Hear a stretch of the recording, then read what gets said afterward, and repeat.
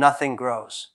But if you pour all that water into one seed every day, that seed becomes a tree. Another thing about focus, it magnifies whatever it touches. If you put your focus on problems, the problems look bigger. If you put your focus on opportunities, they multiply. Your mind is like fertile soil, and focus is the sunlight. Whatever you point it at will grow, whether good or bad. This is why careless focus can be dangerous. Spending hours on gossip, arguments, and negativity is the same as feeding poison to your own future. And focus is not just about doing more, it's about doing less, but doing it with full intention. It's not about working 16 hours a day without direction. It's about working the right hours on the right things. People burn out not because they work too much, but because they work too much on things that don't matter. That's why investing focus into yourself is different. It's not an expense. It's the seed of everything else you will ever create. You can't rebuild a house on top of the old ruins without clearing the broken pieces first. If the foundation is full of cracks, no matter how beautiful the new walls are, they will collapse. The same is true for your life. Rebuilding starts with removing what's broken, not decorating it. Many people try to rebuild themselves while still carrying the weight of their past mistakes, failures, and even old successes. They try to step forward but keep one foot tied to yesterday.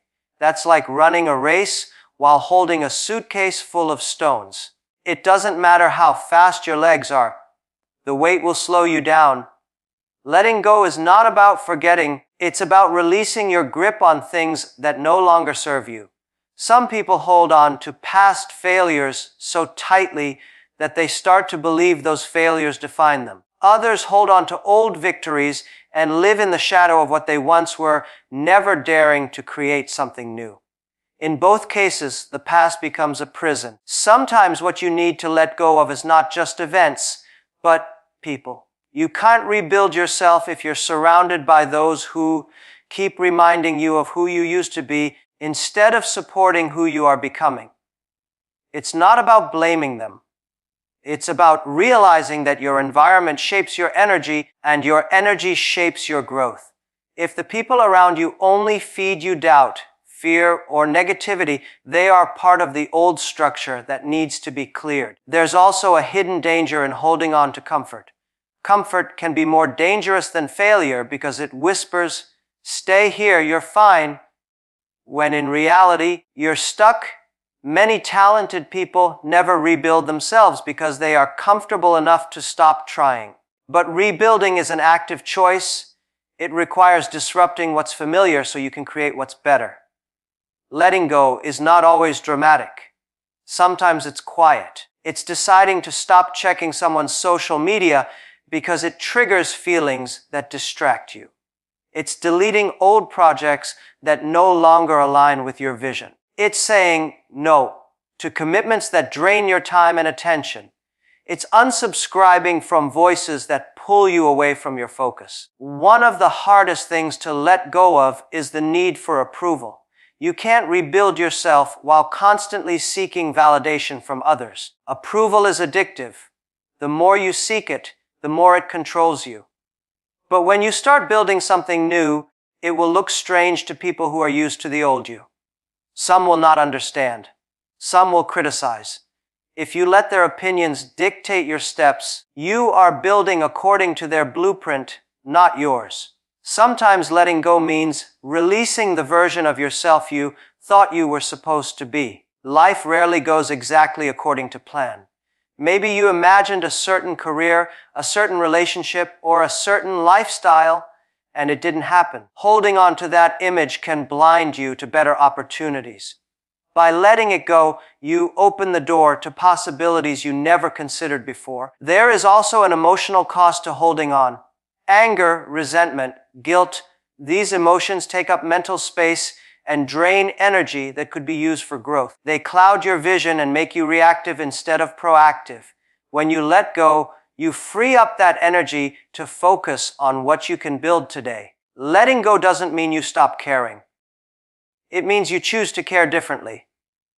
You care more about your future than your past. You care more about your growth than your comfort. You care more about building something strong than clinging to something broken. It's a decision to put your hands to work on the new rather than holding tightly to the old. When people think about transformation, they imagine one big, dramatic change, a moment where everything shifts overnight. But real growth rarely happens that way. It happens through small, consistent wins that build on each other until one day you look back and realize you've become a completely different person. Think of building muscle. You don't go to the gym once, lift heavy for a day, and suddenly look like an athlete. You go every day or every week, adding a little more weight, doing one more repetition. It's the repetition that creates the change, not the one-time effort. The same is true for rebuilding yourself.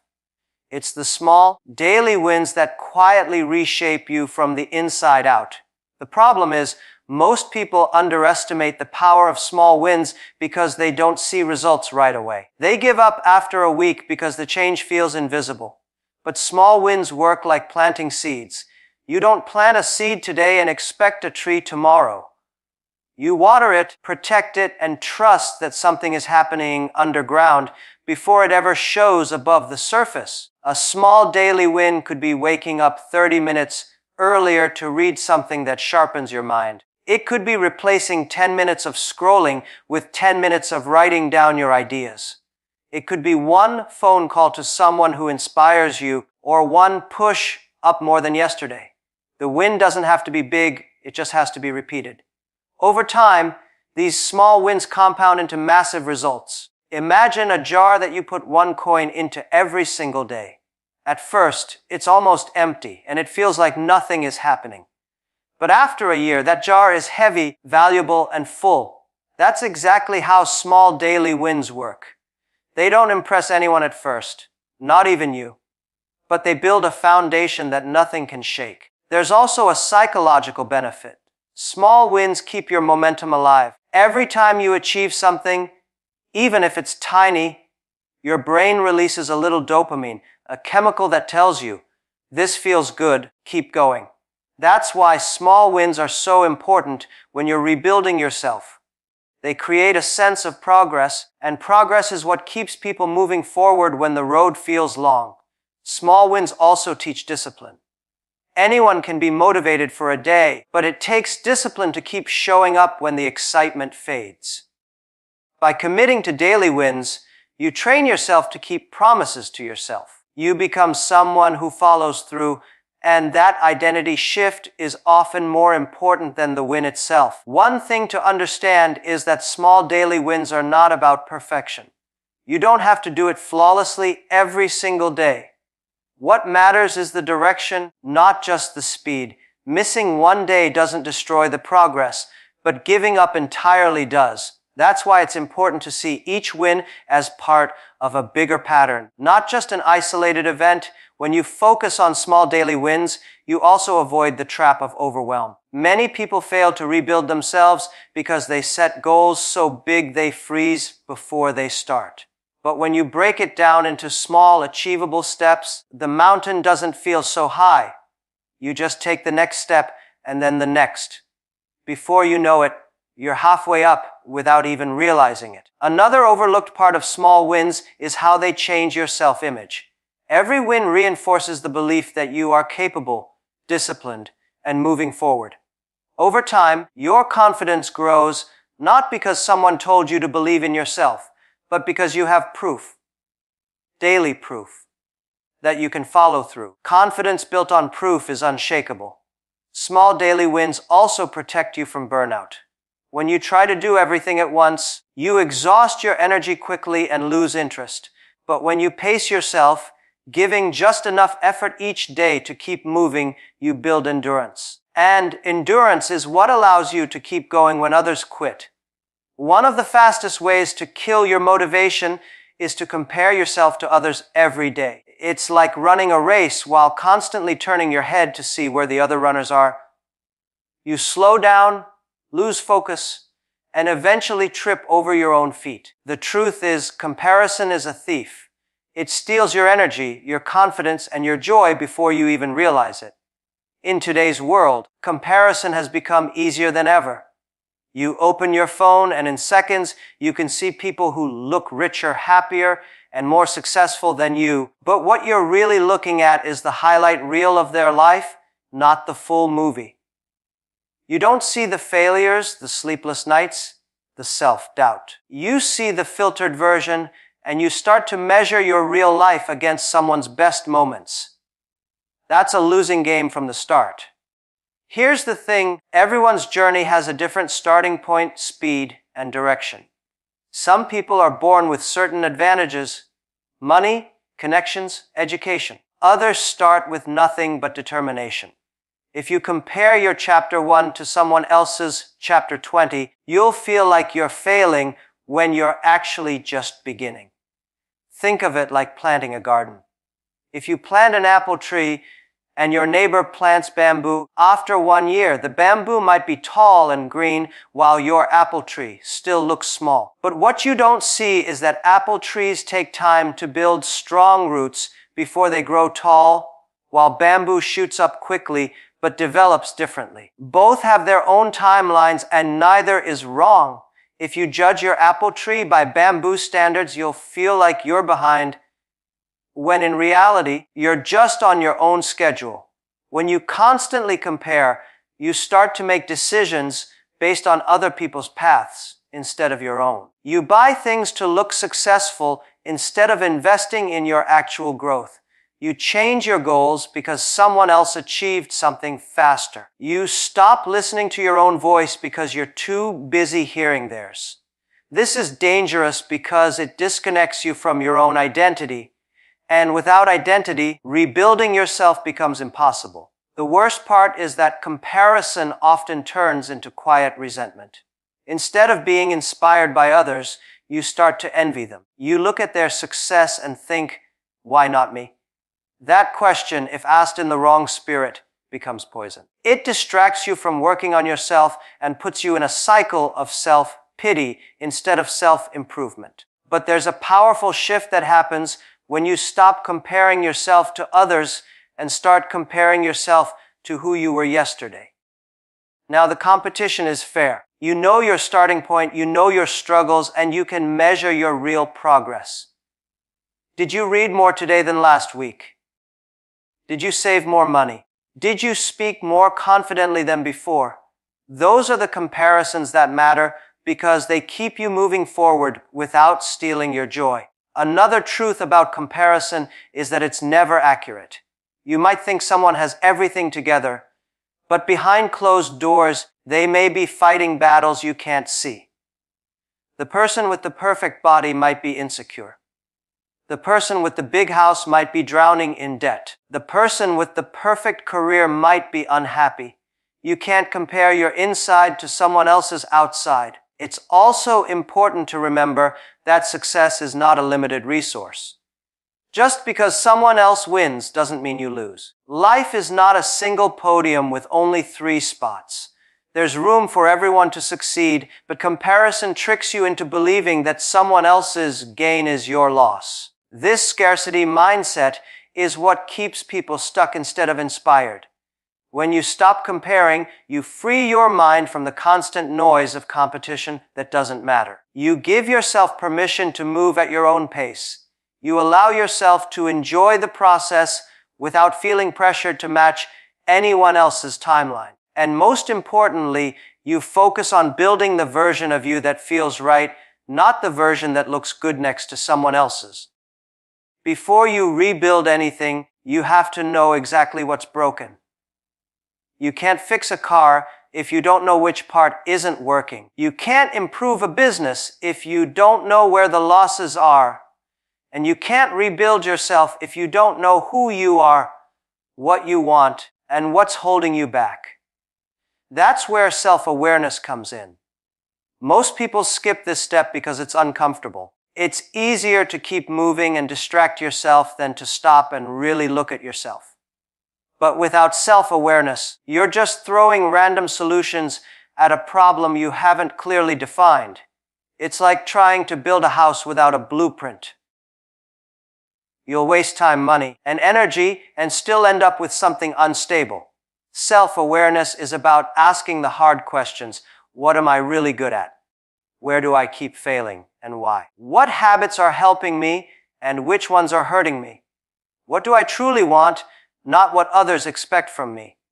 It's also about being honest with the answers, even if they're not what you hope to hear. Many people live in denial because the truth can be uncomfortable. They say, I'm unlucky, instead of admitting, I'm inconsistent. They say, I just haven't met the right opportunity, instead of admitting, I'm not prepared to take it when it comes. Self-awareness doesn't let you hide behind excuses. It shines a light on reality so you can actually change it. Think about a doctor diagnosing a patient. If the diagnosis is wrong, the treatment won't work no matter how good the medicine is. Self-awareness is your personal diagnosis. You can read all the motivational books, watch all the inspiring videos, attend all the seminars, but if you're applying them to the wrong problem, nothing changes. The other side of self-awareness is knowing your strengths. Some people only focus on their weaknesses and forget to use what they're naturally good at. If you're rebuilding yourself, it's not just about fixing what's broken. It's also about building on what's already strong. Knowing your strengths helps you choose the right direction and play to your advantages instead of wasting time trying to be someone you're not. Self-awareness also helps you see patterns. Life leaves clues. If you look closely, you'll notice that certain situations keep repeating for you. Maybe you keep ending up in toxic work environments, or your relationships break down for the same reasons. Without awareness, you think, this always happens to me. With awareness, you realize, this happens because I keep making the same choices. That's when real change becomes possible. One of the most powerful tools for building self-awareness is reflection. Spend time each day, even 10 minutes, looking back at what you did, how you felt, and why. Journaling is one of the simplest ways to do this. Writing down your thoughts forces you to slow down and notice patterns you might miss in the rush of everyday life. Over time, you'll start seeing connections between your actions and your results, and that knowledge becomes your map for rebuilding. Feedback is another essential part of self-awareness.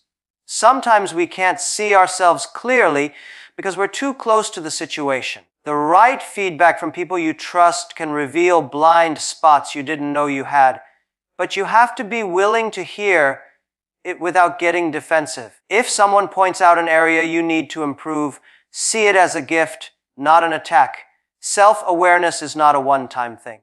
You don't figure yourself out once and stay the same forever. You're constantly changing, and so is your environment. That means you have to keep checking in with yourself, asking, is this still working for me? Am I still heading where I want to go?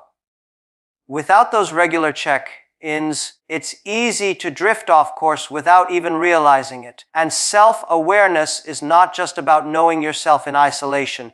It's about understanding how you affect the people and situations around you. Your energy, your words, your habits all have an impact.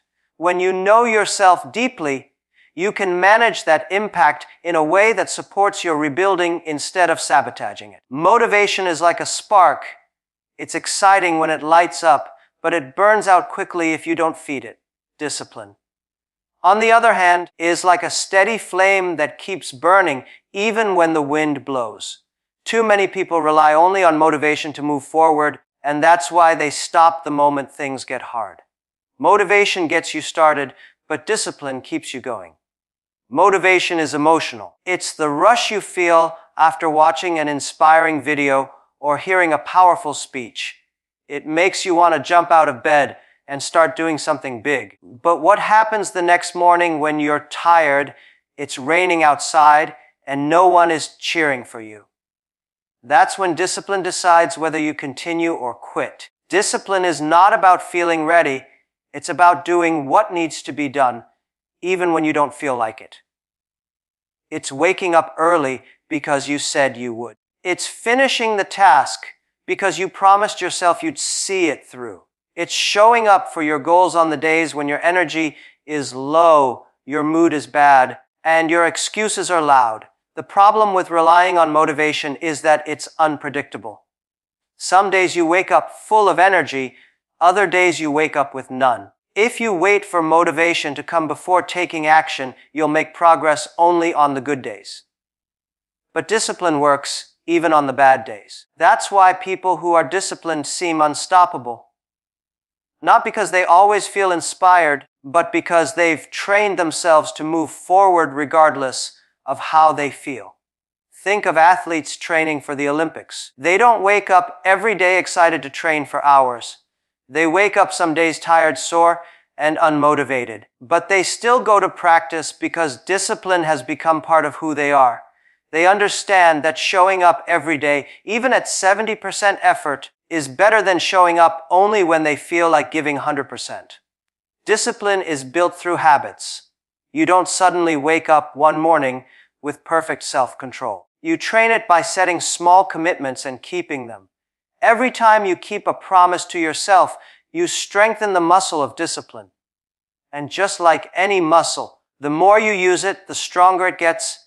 One of the secrets to building discipline is removing as many decisions as possible. If you decide every morning whether or not to exercise, you leave room for negotiation. But if you've already decided you exercise at 7 a.m., no matter what, there's no debate, the decision is made. All that's left is to follow through. Discipline also protects you from emotional ups and downs. Motivation depends on how you feel, but discipline runs on commitment, not mood. There will be days when you feel invisible progress, days when you question why you're even trying.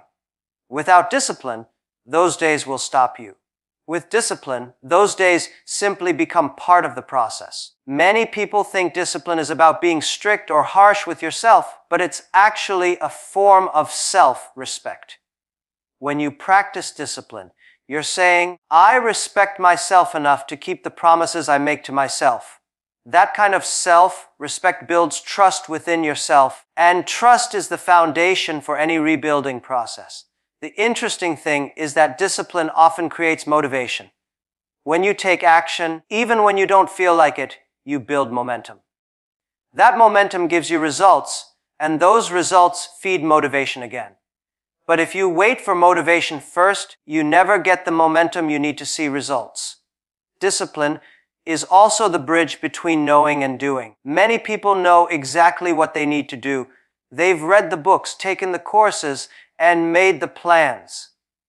But knowing is useless without consistent action. Discipline is the system that turns knowledge into progress day after day, regardless of circumstances. Most people fear failure as if it's the end of everything, as if once they fall, they can never rise again. But failure is not a grave where dreams are buried. It is a classroom where lessons are taught. Every setback carries information, feedback, and wisdom that no book or lecture can ever give you. The problem is that we've been taught to treat failure as shameful. From childhood, we're rewarded for getting things right and punished for getting things wrong. As a result, we grow up thinking mistakes mean we're not capable, smart, or worthy.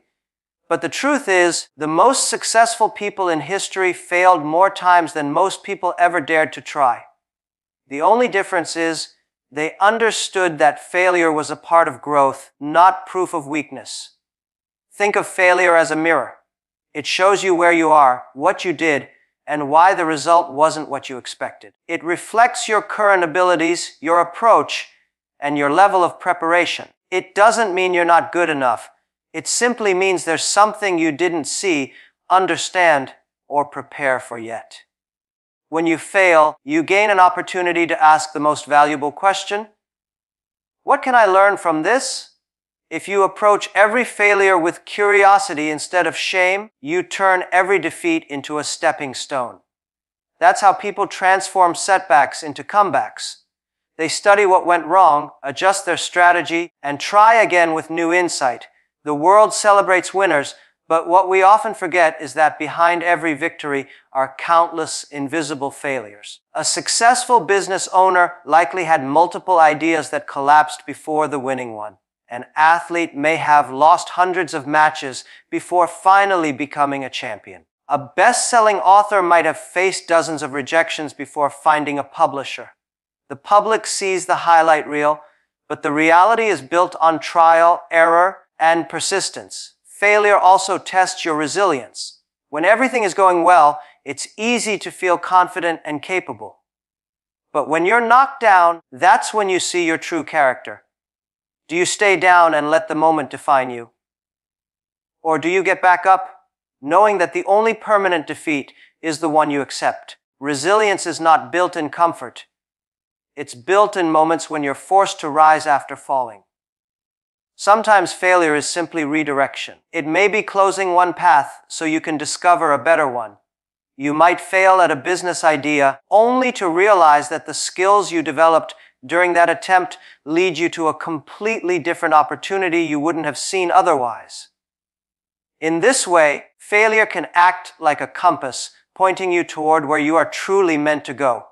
But for failure to teach you, you have to face it honestly. Many people repeat the same mistakes because they refuse to admit what went wrong.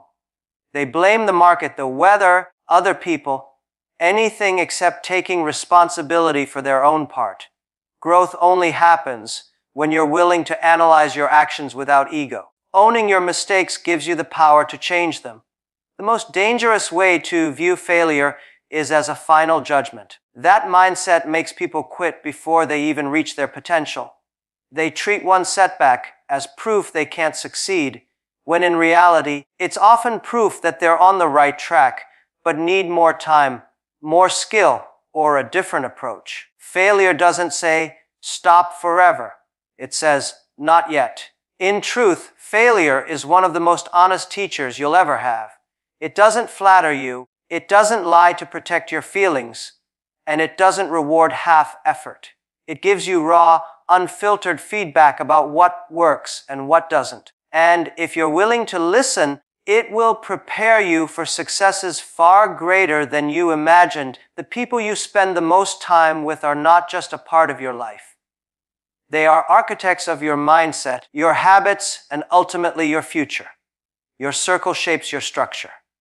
It determines how you think, what you believe is possible, and the standards you hold yourself to. The environment you are in will either reinforce your growth or slowly erode it, and your inner circle is the most powerful part of that environment. Human beings are naturally influenced by the people around them.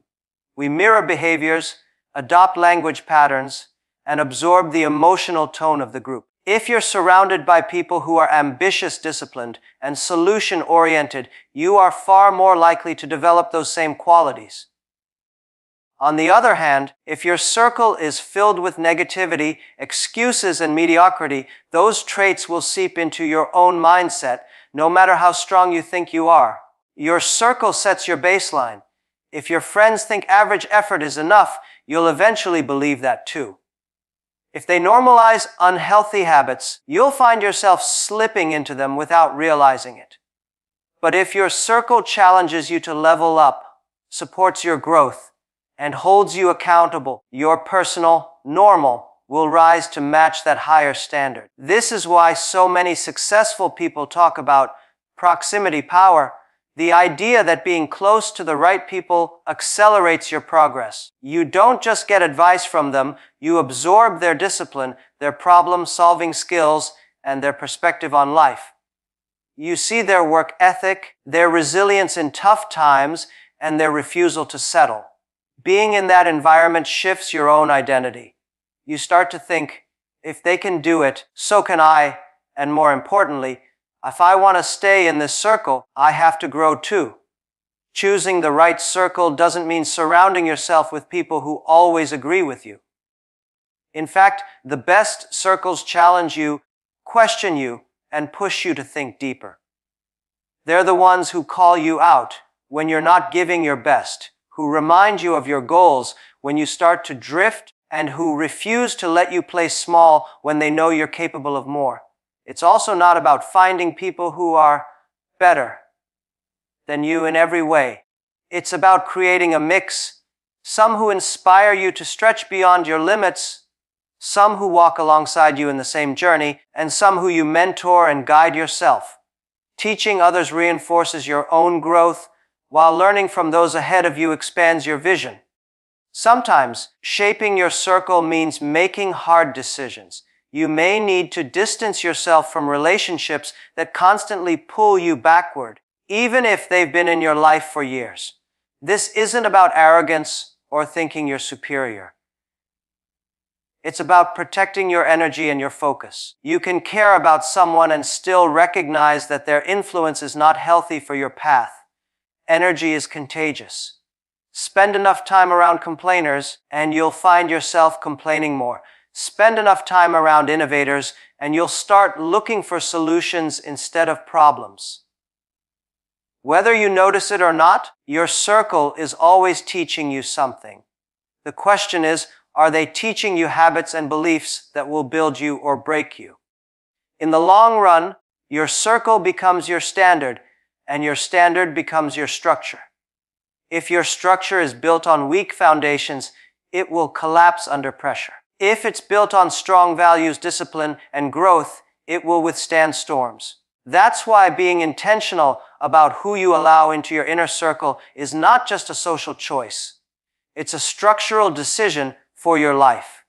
In the pursuit of success, many people focus on managing time, but few understand that managing energy is even more important. Time is fixed. Everyone has 24 hours in a day, but energy is a renewable resource that can either be depleted quickly or maintained for sustained high performance. The way you manage your physical, mental, and emotional energy directly determines how effectively you use your time and how consistently you can perform at your best. Energy management starts with self-awareness. You need to know when you operate at your peak and when your energy naturally dips. Some people are most productive in the early morning, others in the late evening. By aligning your most important and mentally demanding tasks with your peak energy periods, you maximize output without overexertion. Trying to push through high priority work during low energy times leads to slower results, more mistakes, and unnecessary stress. Your physical energy is the foundation. If you neglect your body, your mind will suffer as well. Nutrition, hydration, sleep, and movement are non-negotiables for maintaining high energy levels. The foods you eat either fuel you or drain you. Heavy processed and sugary meals may give a temporary burst but lead to sluggishness and brain fog shortly after. On the other hand, whole, nutrient-rich foods provide steady energy throughout the day. Sleep is equally critical. No amount of caffeine can replace the cognitive clarity and emotional stability that comes from quality rest. Beyond physical health, mental energy is just as important. Every decision you make and every problem you solve consumes mental bandwidth. This is why many high achievers simplify their daily routines and reduce unnecessary choices. It frees up mental energy for more meaningful decisions. Constant multitasking and switching between tasks deplete focus and leave you feeling drained even if you haven't physically exerted yourself. Protecting your mental energy means eliminating distractions, batching similar tasks together, and setting boundaries on how you respond to interruptions. Emotional energy is another layer that is often overlooked. Your emotional state impacts how you perceive challenges, how you interact with others, and how resilient you are in stressful situations. Negative emotions like anger, frustration, and resentment are powerful energy drains, often more exhausting than physical work. Positive emotions like gratitude, excitement, and curiosity act as fuel, giving you the motivation to push forward even when things get difficult. Cultivating emotional balance through mindfulness, journaling, or simply surrounding yourself with uplifting influences can dramatically improve energy levels. Managing energy also means knowing when to recharge. Many people wait until they are completely burnt out before they take a break, but high performers understand the value of proactive rest. Short breaks throughout the day, deep breathing exercises, and even quick walks outside can restore mental clarity and reduce fatigue. Longer periods of rest, such as weekends off or vacations, help reset the mind and body for sustained performance over the long term. One of the biggest mistakes is assuming that pushing harder always equals better results. In reality, working in intense, focused bursts followed by deliberate rest often produces higher quality work than grinding endlessly. Energy is not about constant output, it's about strategic use and recovery. This is why athletes train in cycles. They understand that performance comes from the balance between effort and renewal. The people and environments you interact with also play a massive role in your energy levels. Some conversations leave you feeling inspired and motivated, while others leave you drained. Physical spaces can either stimulate creativity or kill focus. Being intentional about your environment, from the workspace you create to the social interactions you allow, can either conserve or deplete the energy you need to operate at your best. One of the greatest traps in personal growth and achievement is the obsession with outcomes. Society glorifies the final product, the trophy, the promotion, the big win, while often overlooking the long journey that made it possible. This focus on results can make you impatient, anxious, and even disheartened when progress feels slow.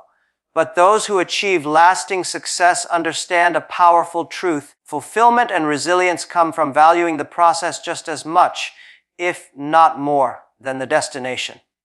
When you shift your mindset to celebrate the process, you start appreciating every step along the way.